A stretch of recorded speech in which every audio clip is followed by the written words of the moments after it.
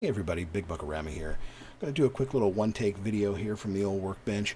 I'm going to talk a little bit about IEM Cable Connector Polarity and why that matters, how you can test it, and try to dispel some of the lack of information, I'd even say some misinformation, and just a general misunderstanding of how IEM polarity works and why it matters, and why you should be aware of this issue. The primary issue is going to be with these QDC style connectors, and we'll get into that in a little bit here. But let's start and lay some groundwork on how to actually test your IEM cables going forward. The first thing you're going to need to get is a cheap multimeter. I picked up this little Astro AI multimeter on Amazon for like 10-12 bucks. That's all you need. You don't need anything fancy, you don't need anything expensive. You just need something that is going to work and do the job right. And this is a very inexpensive unit. It'll do everything you need. So how do we test this? Well, first things first, we need to do is we need to take our multimeter, we need to set it down here to this mode, which is the continuity test mode. And basically, anytime we have continuity, we're going to hear a little beep. And that beep is what we're looking for when we're testing the cable. Now, whether you have a 3.5 millimeter jack or a 4.4 millimeter jack, the nice thing is that both of the tips on these jacks are both the left positive terminal. If you look at the official pinouts on either one of these jacks, the tip is the left positive on both 3.5 and 4.4. So what we need to do then is take our probes. Doesn't matter which one I do, they're for continuity testing, they are agnostic. And you touch one of them to the tip and hold it on.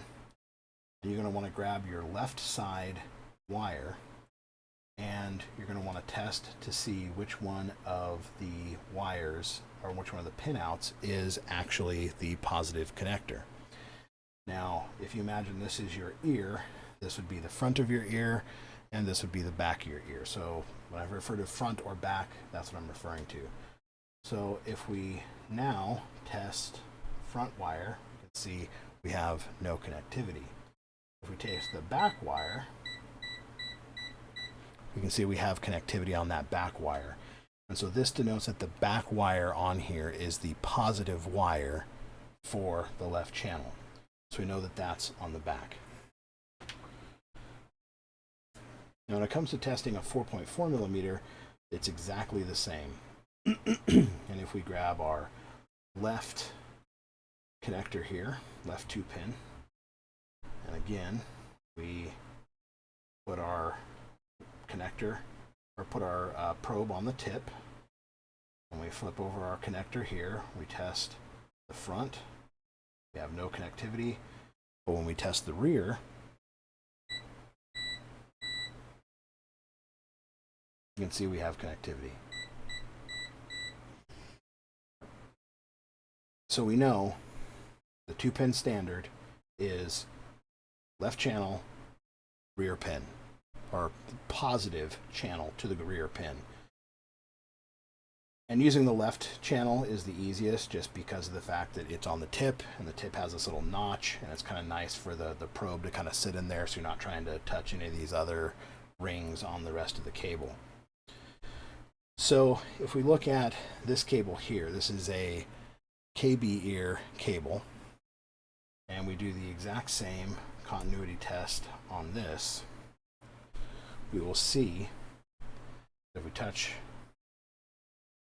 the front, we do not get any connectivity, but on the rear we do. Nothing on the front, connectivity on the rear. So we know that this KB ear cable has the same polarity layout as a standard 2-pin cable.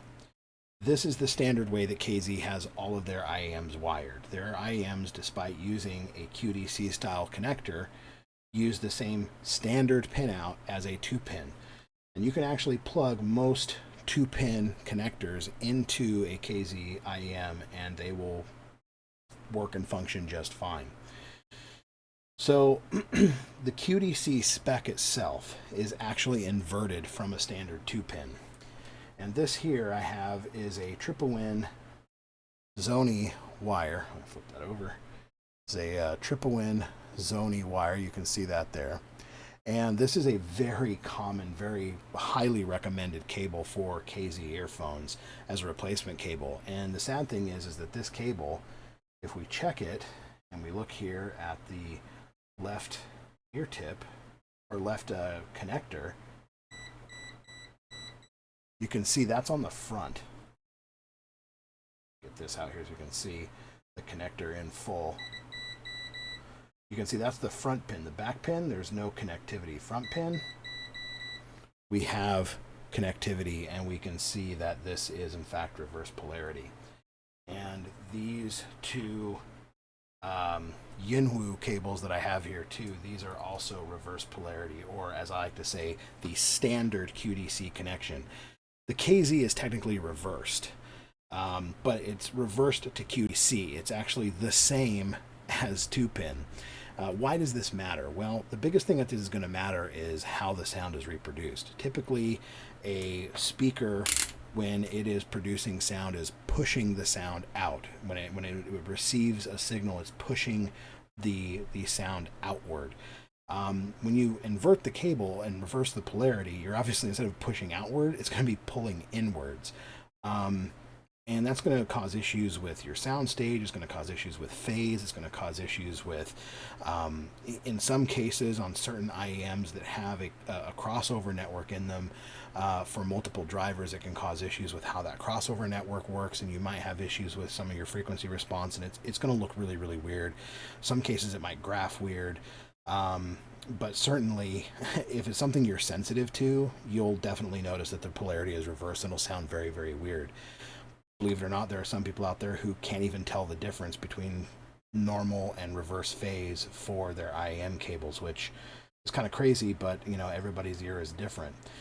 So basically, to go just recap again, test your 3.5 or your 4.4 millimeter, whatever cable comes stock with the IEM, test that with your cheap multimeter, find out what the polarity is, and then if it is in fact a reversed style QDC connector, then buy a standard QDC connector like the Zoni. If it is a KZ headphone, or if it is a headphone like a TRN, or a headphone like something like the EM6L from Simgot, or something like some of the ironically, the Triple Win Piccolo, which also uses a recessed QDC connector. Triple Win's own cable is actually the incorrect polarity for their own headphone and IEM, which is kind of ironic. What I can say is that here I have a CVJ Hi-Fi cable. This is connected to my ZAX, and this polarity is correct. This is a modular cable, and this does have the correct polarity, with the positive being rearward on the connector. I also have a TRN Hi-Fi cable here. This too is also a modular connector. You can see the TRN logo there. I have my ZX12s connected to this, and this is also a positive terminal rearward, matching the standard 2-pin configuration. So if you're going to buy QDC style connectors for your IEMs, you're going to have to test them. Unfortunately, I have found that there is no consistency to it, and even if it says it's KZ compliant, it doesn't mean that the polarity is correct. Even things that say that they are potentially QDC compliant, they might have the standard 2-pin instead. So it's really kind of a crapshoot, and it's why having a multimeter to test it is so important. So hopefully you've learned something from this. Hopefully this clears up the situation of what the correct polarities are supposed to be for the QDC style IEM connectors, and hopefully you can then better inform yourself when you go to buy an aftermarket cable for your KZ IEMs going forward. If you have any other questions, please leave them down in the comments, and I will be happy to help. Take care. Bye-bye.